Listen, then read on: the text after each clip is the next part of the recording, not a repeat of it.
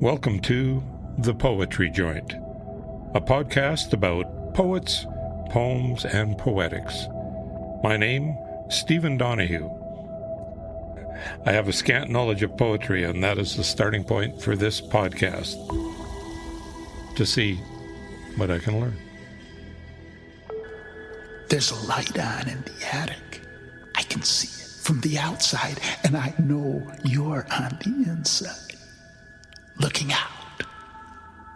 Exploring good poetry, bad poetry, sonnets, couplets, ballads, rhyme, no rhyme, grand verse, silly verse, concrete poetry, liquid poetry, words with meaning, words without meaning, old poets, young poets, radical poets, ancient poets, contemporary poets, confessional poets.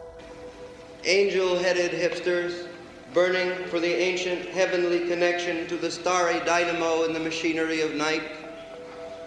The Poetry Joint. Hang out. See where we go.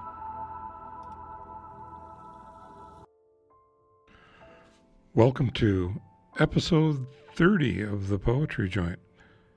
Some more conversations with poets, some more poetry, hopefully providing more insight on what makes poets tick and how do they create the poems they do. First, a conversation with a student at the University of Calgary. And I'm Liz Zoobkoff.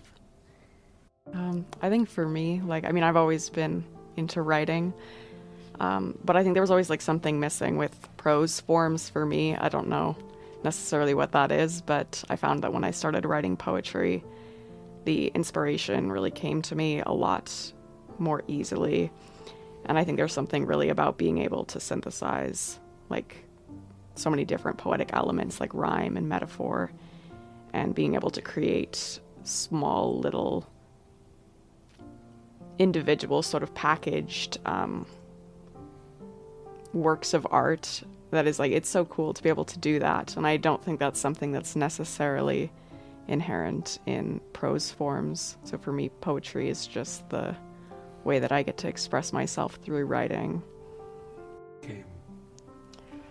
Well, I think I don't know about all school systems, but it is pretty common to learn poetry in English class, and it tends to be the one unit that most people dread, and they hate doing poetry. Right. But I think I had kind of the opposite experience learning to do it, elementary, middle, high school. Really opened my eyes to the fact that it's actually a pretty cool way of writing. It's very different from other styles. I didn't really start taking it seriously until about last year, and I've kind of just been on a roll since then, but it's always intrigued me, I think, the fact that it is so idiosyncratic when you compare it to prose forms. Would you like to give us a sample of your poetry? This poem is called Snowbirds. Pack and go, darling. You were always a ticking time bomb starkly. You froze time and wintered me in the freezer ice. Burnt blue, you knew, icicles wound too. You knew that I would unlace my shoes for you, the one who knew. An urge to consume the extra syllable of truth off a limp lip. You knew flying south of the border to a town with no name in vain. Suitcase gripping you, a suicide note with a plastered-on grin. Signed in soupy curdles of ink, you knew it would stain me. Blue ink pot, you would stain a loose tooth to give it a name. You would flap your feathers to protest irrelevance. Like a peacock in shining blue, you dried up all the euphemisms associated with guns, drying wounds and dressing them for the Christmas party. You knew going south was only temporary. Softer landings knew you in a time prior. Thought existence in perfect saturation, flawed under God. You knew it so, with a tongue click. Broken record flew. Cuckoo, cuckoo. The time is blue in spite of precipitation in July. My inky and cruel invitation to leave. You knew the north and mourned going anywhere in those tattered blue shoes. On foot, you blew through canvas sole and knew that it was time. Fly south, starling. Just pack and go, darling. What influences your poetry? I've been trying to dabble in as much different poetry styles as possible. the first thing I kind of started reading was Russian poetry. And so I think Marina Tsvetaeva, Pushkin, obviously, very influential Russian poets. I think that was kind of where I got my start. But I also really feel like I connect with a lot of the confessional poets, like Sylvia Plath, Anne Sexton, and others who write really from a personal, very emotional place. I think that's more where I would say that I align my poetry, and I've kind of modeled my own style after them, while still obviously trying to cultivate my own personal voice.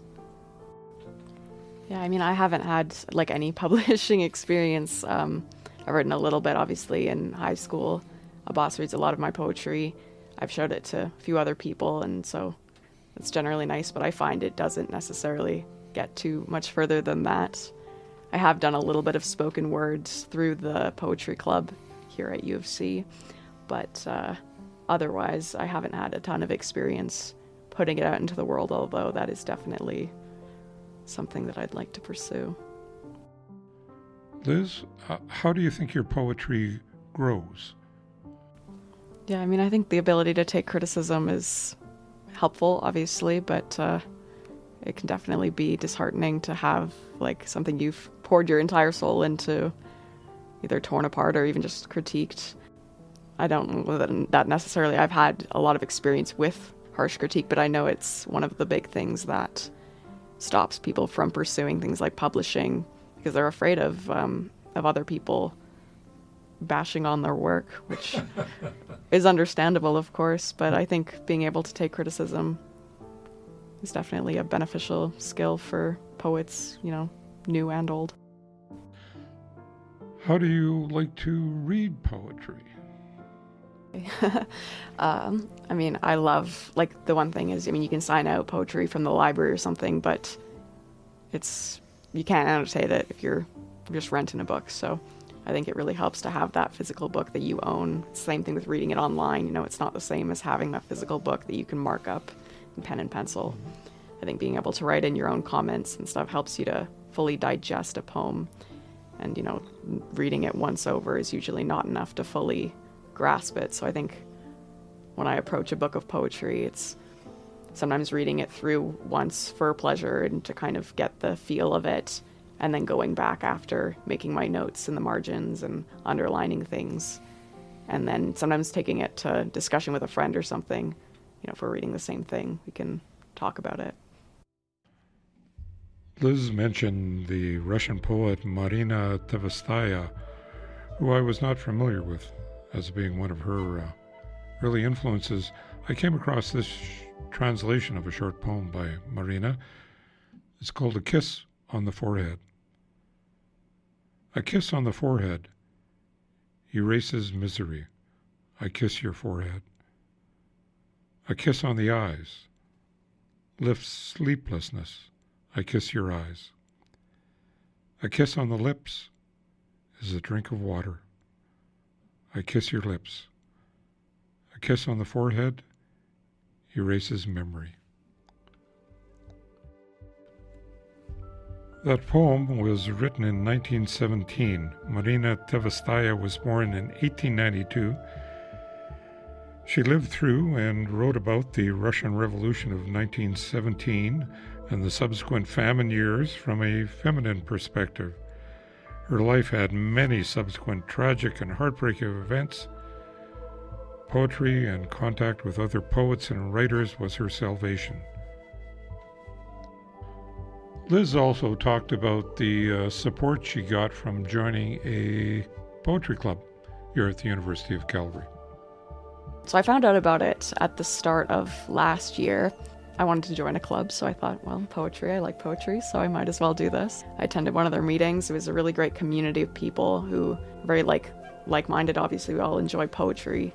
I wasn't expecting to find so many people who kind of shared that perspective, because I think poetry is feels a little bit of a niche industry. A lot of people don't really dabble in it, or if they do, you know, it's kind of hidden. You don't really talk about it. So it was really nice to get to know some people and then be able to actually read some of my poetry for them and just have people kind of hear it. It wasn't necessarily for critique, but to be able to share that and actually get up and share something that I've written, I think was a really helpful stepping stone in capitulating my poetry writing further.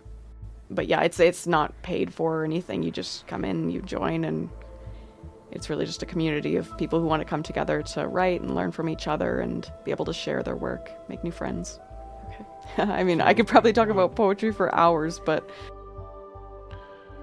Thank you to Liz for her introduction into her poetry and her poetry process, and mention of the University of Calgary Poetry Club.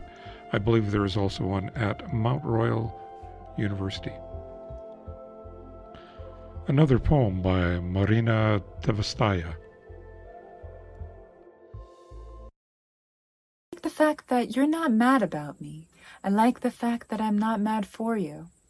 And the globe of planet Earth is grounded and will not drift away beneath our shoes.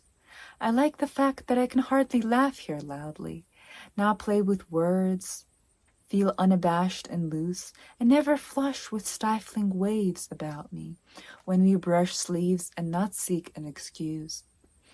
I like the fact that you don't feel ashamed as you before my eyes brace another. I like the fact that I will not be damned to hell for kissing someone else with ardor, that you would never use my tender name in vain, that in the silence of the church towers we'll never get to hear the sweet refrain of hallelujah sung somewhere above us. With both my heart and hand, I thank you proudly for everything, although you hardly knew. You loved me so, and for my sleeping soundly, and for the lack of twilight rendezvous.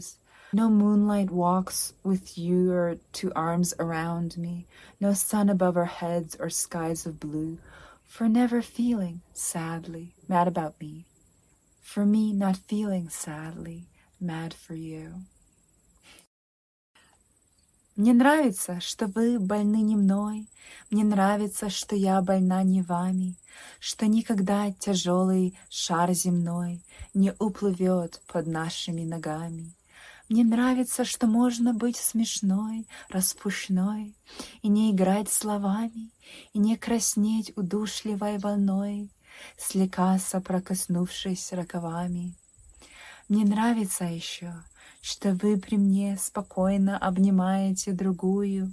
Не прощите мне в адовом огне гореть за то, что я не вас целую, что имя нежное мое, мой нежный, не упоминайте ни днем, ни ночью в суе, что никогда в церковной тишине не пропоют над нами аллилуйя.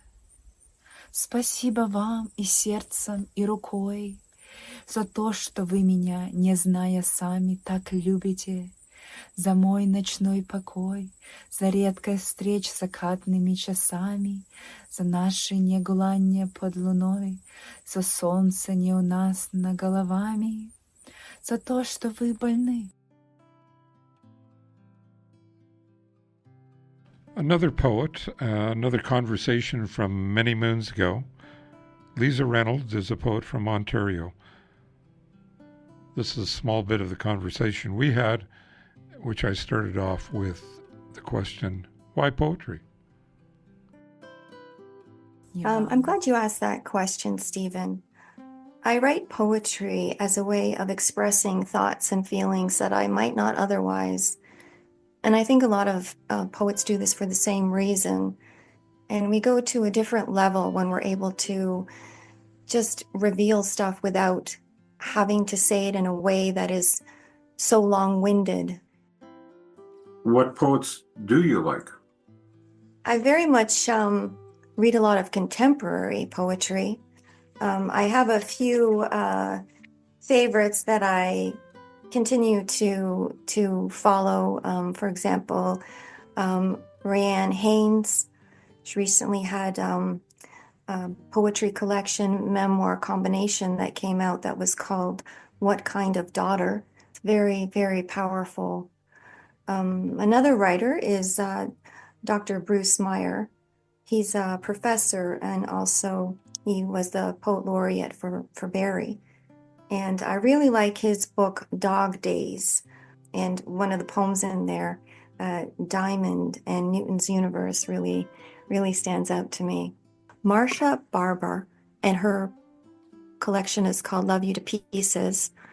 And the poem that I really like is called Medicine. And the last line really speaks to me. And it's, that's why we walk the trail, to set things right. What inspires your poetry? There's various levels to my poems. I journal write, and through observations, feelings, things that I notice in society, not just in nature.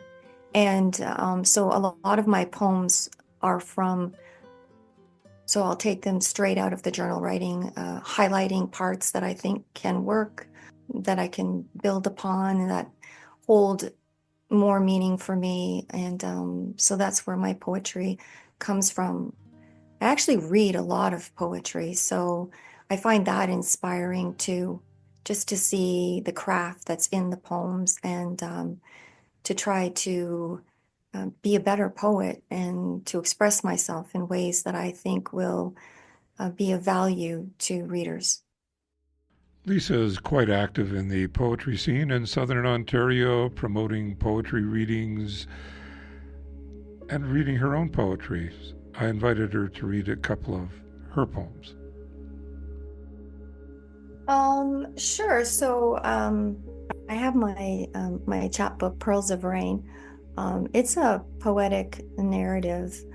Actually, it's written, a confessional narrative, really, written in poetic form. And the poems in here were taken from a larger collection. And I pulled them out after receiving the Ted Plantos Memorial Award. And it was just, it was suggested that I put out a chapbook. So these poems were the most meaningful to me. And years ago, well, Stephen, I wasn't even able to formulate a sentence. I was stricken with illness, and it stayed with me. So it was very difficult to think, far less write a sentence. So when speaking of how did I, come on to be starting to write poetry, that was the basis of it, was through therapy and dealing also with trauma, but also trying to come back from a serious illness. And so I'm going to read a poem in here that speaks to that illness. Don't usually talk about it, so not a lot of people know that I have a disability.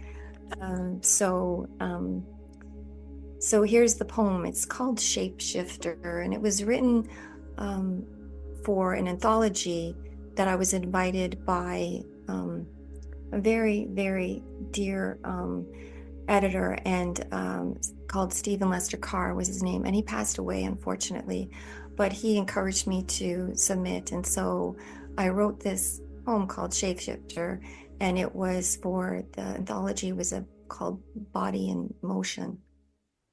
Shapeshifter. My body doesn't always move the way it should. It staggers, falls, before rising on tiptoes to reach staircase chandelier, swings from it until wings break through backbones, transforming dead weight to weightless wonder. God knows how this miracle nourishes me. A shapeshifter, soaring. Sure, so this one actually follows the last, and the poem is titled How to Eat Crow. And it's a very revealing poem. When I was going through my therapy and had been given prescription medication, very strong narcotic medication, and I was told that it could be addictive, but I needed to take it. And my thought was, oh, I'll never get addicted. And although I wasn't actually diagnosed as getting addicted, you know yourself whether or not you are. And it was a dear friend who had lost her son who talked to me about her concerns about what was happening with me, and and even just my coming to terms with the fact that the medication I was taking was no longer working. And so this is the poem that stemmed from that. It was actually published by Spill Words, as many of the poems in this collection were. How to Eat Crow. Write a poem about pain med addiction. Admit assertion, it will never happen to me. Empty vanity of prescription bottles. Nickname pills, blues, fast acting, pinks, slow release. Swallow superiority with pungent cheese. Let the taste settle. Thank you to Lisa Reynolds for the conversation, insight, and poems. I'll try to get to some of her favorite poets that she mentioned on an upcoming episode. Time for another poem.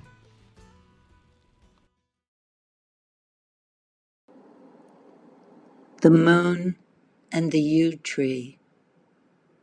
This is the light of the mind, cold and planetary. The trees of the mind are black, the light is blue. The grasses unload their griefs at my feet, as if I were God, prickling my ankles and murmuring of their humility. Fumy spiritus mists inhabit this place, separated from my house by a row of headstones I simply cannot see where there is to get to. The moon is no door. It is a face in its own right, white as a knuckle and terribly upset. It drags the sea after it like a dark crime. It is quiet, with the gape of complete despair.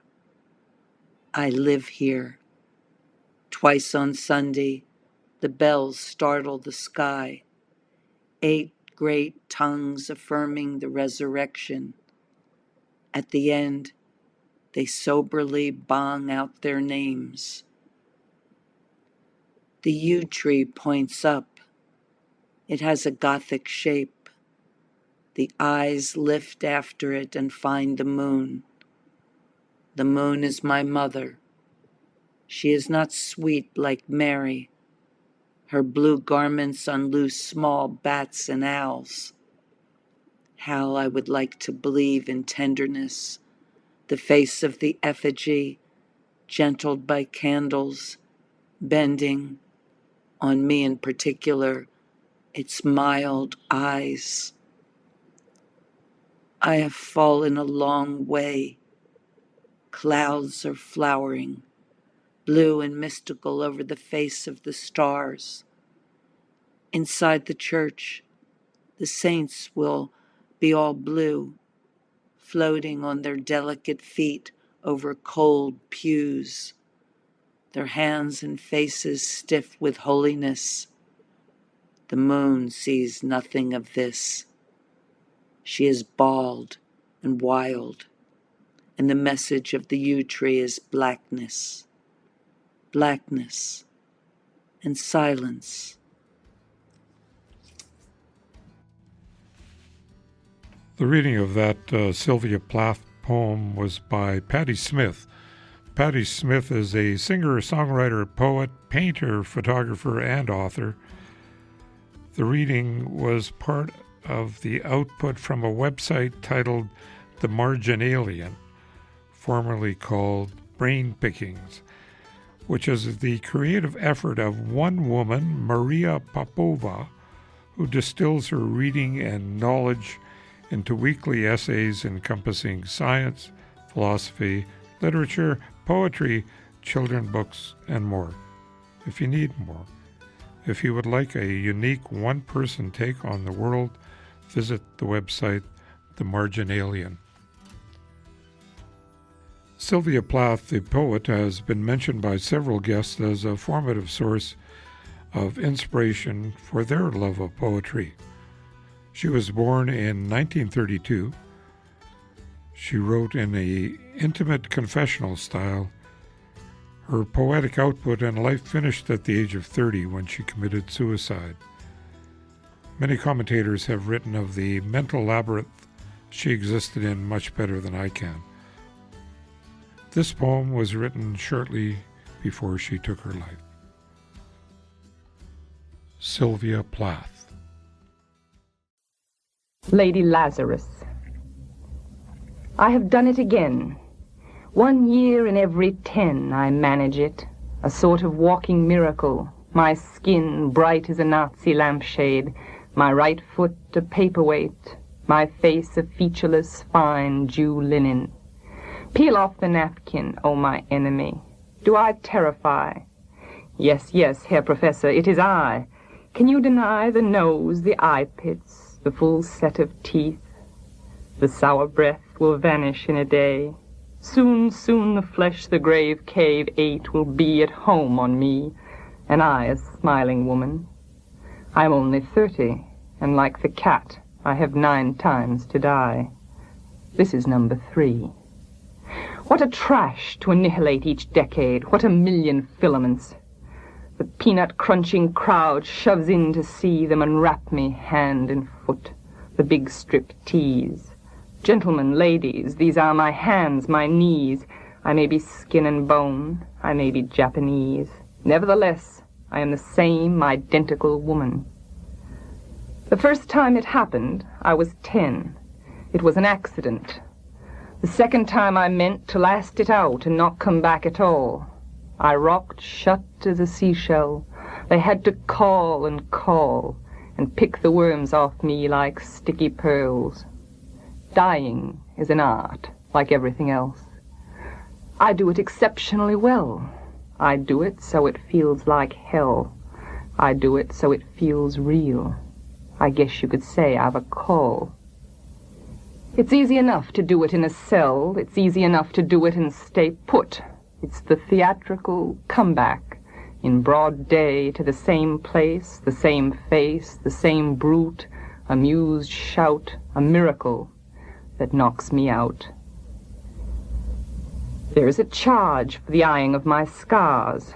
There is a charge for the hearing of my heart. It really goes. And there is a charge, a very large charge, for a word or a touch or a bit of blood or a piece of my hair or my clothes. So, Herr Doctor. So, Herr Enemy. I am your opus. I am your valuable. The pure gold baby that melts to a shriek. I turn and burn. Do not think I underestimate your great concern. Ash, ash, you poke and stir, flesh, bone. There is nothing there, a cake of soap, a wedding ring, a gold filling. Hear God, hear Lucifer, beware, beware.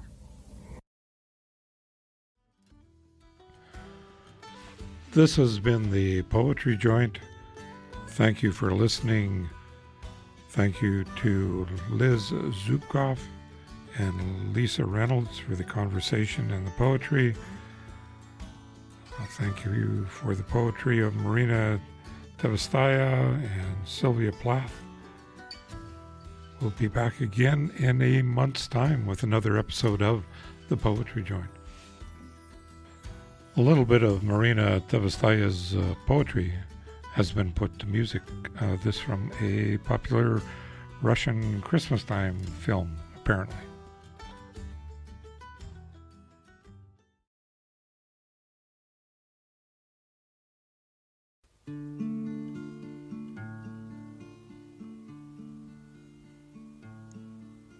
Мне нравится, что вы больны не мной.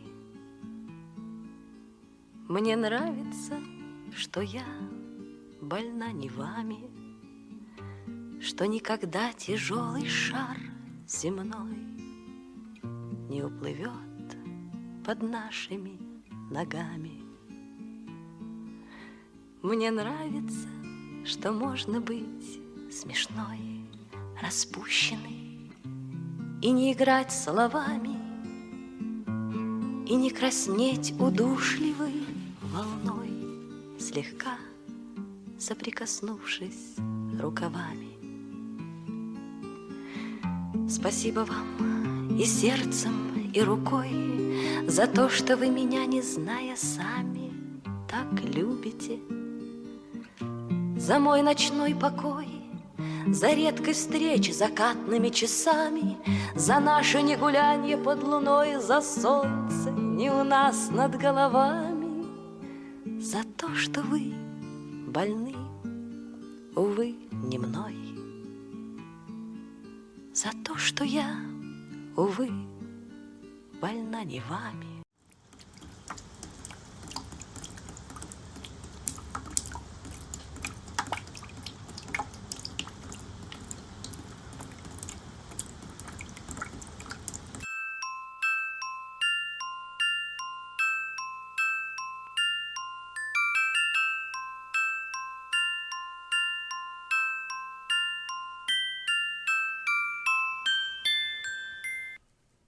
The National Film Board of Canada has a variety of documentaries about Canadian poets. Some of the notable ones like Leonard Cohen and Margaret Atwood, lesser-known poets like Al Purdy and Earl Birney. This excerpt is taken from the start of a documentary about Canadian poet and painter P.K. Page.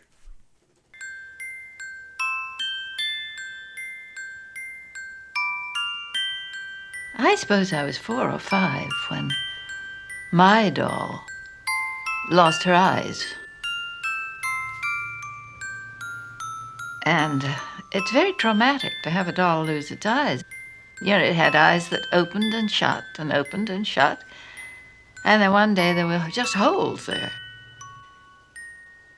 So my mother took me to the doll shop, to the doll hospital. It was absolutely terrifying because there were dozens and dozens of these. They have the 2 eyes and a sort of a metal thing in between, and they were hung up. All these rows and rows of eyes.